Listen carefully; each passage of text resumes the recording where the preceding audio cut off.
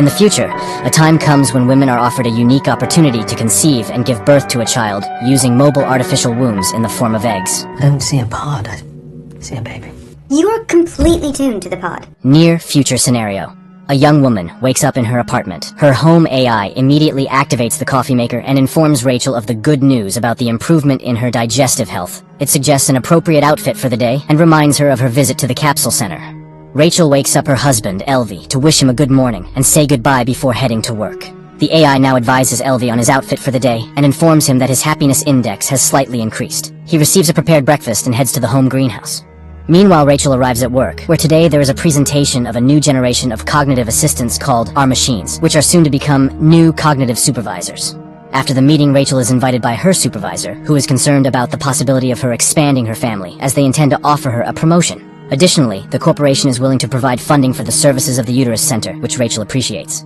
Following this, Rachel continues her workday when she receives a call from the uterus. There have been changes in their lists, and a spot has opened up which the center can offer her.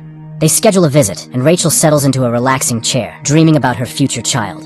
During this time, her husband conducts a class in the botanical garden, where he shows students a fig fruit that he managed to grow naturally. He offers the young people a taste, but they view the fruit with disgust. Finally, one brave soul tries it. Meanwhile, Rachel shares the joyful news with her colleague and friend Alice, and confesses that she hasn't told her husband about her visit to the center. Because of this, she has to consult her robot psychoanalyst, to whom she admits that her husband is very distant from her, as he is fixated on the natural world, which translates into his desire to have a child conceived, carried, and born naturally. The AI seeks an answer to the question of why this child would be considered natural, while one gestated in a capsule would not. What distinguishes them? And Rachel is at a loss, unable to find the differences.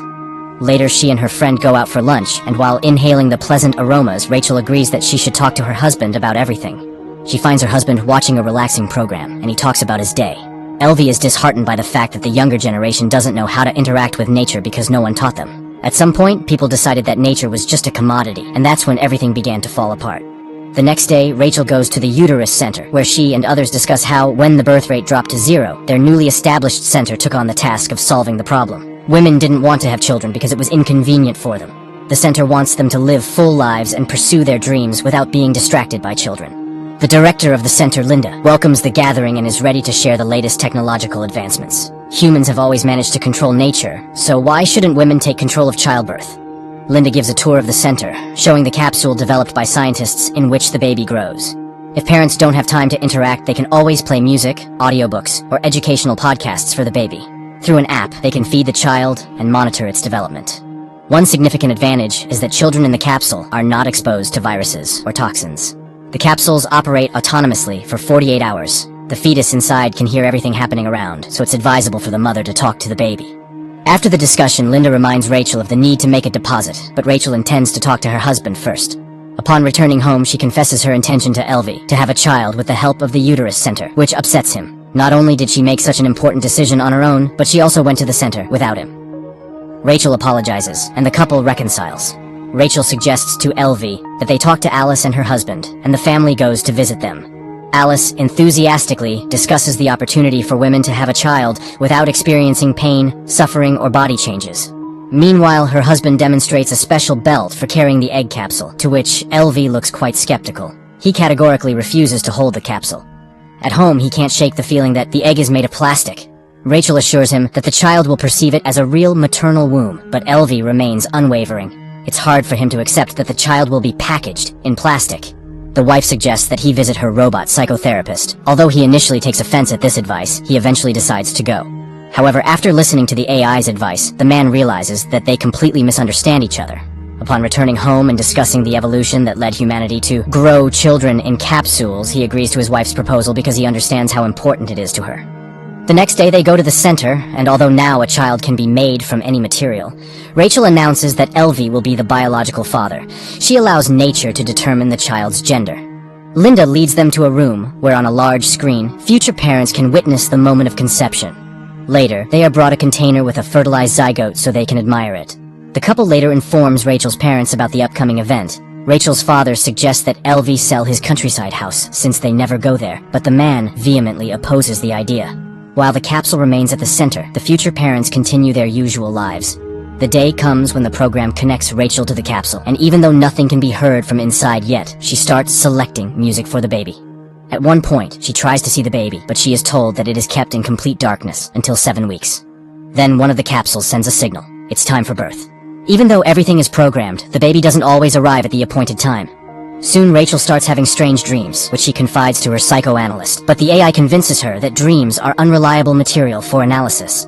After 6 weeks of pregnancy, when the baby's heartbeat is detectable, Linda allows them to take the capsule home. For the first time, she shows them the baby.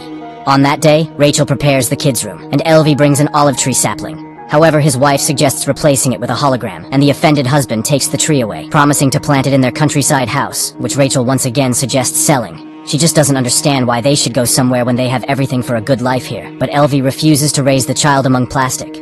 The next day, Rachel meets a pregnant woman in the pool, who allows her to listen to her baby's movements, filling her with delight. In the evening, she moves the capsule to their bedroom because they want to spend as much time as possible with the future child. However, Alvy feels uncomfortable with intimacy while the baby is present, so they move the capsule to baby's room. It immediately signals hunger, and the parents rush to feed their offspring. Sometime later, they go on a tour to the center to prepare for parenting. Linda shows prospective parents the play areas where children play and answers their questions. The government no longer funds education, but the center teaches programming and logic to the little ones. In one of the rooms, children engage in creative activities, or rather, a computer does the work, and the children provide feedback.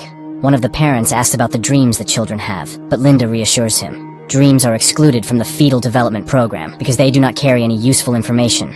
One day, Alvy is in his greenhouse when he hears the capsule's signal. He feeds the baby, but then decides to communicate with it, while Rachel receives a warning about her declining productivity. Her husband is trying on the capsule holder and takes pride in his success. Now he carries the capsule with him, reading books to the baby, posing riddles, showing his plants, and falling asleep beside it. At work, he suggests to the visitors to hug a tree and experience its calming effect on the human mind. His supervisor congratulates him on the upcoming joyful event and suggests replacing the live plants in the greenhouse with holographic images, as growing real trees is too expensive, but Alvy becomes furious and rejects the proposal. At home, the family watches a movie about penguins, and the man starts crying when he learns about the dedication of the birds. Worried Rachel suggests returning the capsule to the center, as other parents do. That's when Alvy reveals that he brought the capsule to work. Rachel shares this with her colleagues. She is concerned about her husband's close interaction with the egg. However, the women encourage her to be happy about it. After all, the father is immediately bonding with the future child. Rachel continues to have strange dreams, and her pregnant friend reassures her that it's normal for expectant mothers. One day, Rachel dreams of herself with a baby bump, and she enjoys it. The woman also begins to devote all her attention to the capsule, especially after Alvy's mother sent them an old book about the benefits of parental closeness. But this starts to worry Rachel, and the couple goes to a psychoanalyst. Finding a balance is challenging because everything revolves around the child. Rachel is jealous of Alvy because he spends more time with the baby than she does. After all, she is the mother and should feel the baby. After listening to their argument, the AI asks for permission to connect to the capsule because it cannot take sides. The next day, Rachel takes the capsule to work. However, she behaves distractedly, giving the baby too much attention. Alice suggests placing the egg in a specially designated area where other future mothers' capsules are stored because Rachel is becoming a distracting mother. Alice's capsule is kept at the center because it's more convenient for her. In the evening, Rachel, taking the capsule, hurries to the center for a parenting seminar, after which Linda suggests leaving the baby in the incubation area. The family reluctantly complies with the demand. The house becomes empty, and both the husband and wife miss their capsule. One day, Rachel dreams of a seaside where she walks with the baby in her arms. She wakes up in tears and moves Alvy's little tree to the kids' room, surprising her husband. Meanwhile, at work, her boss is not entirely satisfied with her productivity, but Rachel assures her that everything is fine. Later, Linda informs them that the delivery day will be next Wednesday, as deliveries now occur on the 39th week. They can't afford babies being born earlier or later, as the capsules are in high demand. Parents must receive oxytocin, the love hormone, to prepare for the baby's arrival. However, the family shocks the director with a request to allow them to take the capsule home before delivery, even though it goes against the rules. Moreover, important personality development seminars are held every day. Linda suggests they take special tablets to regulate the baby's sleep, which greatly helps parents. The couple leaves, passing through protesting women against the capsules. Suddenly, Alvy returns and, taking advantage of the midwife being occupied with another patient, retrieves his capsule without permission. That night, Rachel dreams that she is buying her baby at a store, and they offer her a deal, 2 for the price of 1. Upon waking up, she wakes her husband and asks him to take her to their countryside home to give birth in nature. Alvy rushes to the center and informs Linda that they intend to give birth at home. However, the director is strongly against it. The capsule is very expensive, and they cannot take risks, so they must return the egg as soon as possible. Nevertheless, the family leaves for their coastal home. Rachel enjoys the surrounding nature, starting to understand her husband. They walk in the forest together and plant an olive tree. They often sit by the sea with the capsule until one night it turns off. In a panic, Rachel suggests calling the center, but her husband reminds her that they still have 48 hours, and they must trust the child. They are awakened by the onset of labor, requiring a code to be entered, but they can't figure it out. So Alvy grabs a hammer. He opens the capsule and retrieves a beautiful, healthy baby. The happy parents embrace him. Early in the morning, Rachel puts the capsule in a box, takes it to the post office, and sends it back to the center. She then returns home where her husband and son are sleeping on the bed. The creators of the film portrayed the absurdity of a possible social evolution quite delicately. Nothing terrible happened. People just became so lazy that they forgot about the joys of life. Why go out of town when you can visit a capsule garden where you lie down and inhale the scents of the forest? And why go through the process of pregnancy and subject your body to stress? After all, there's the capsule.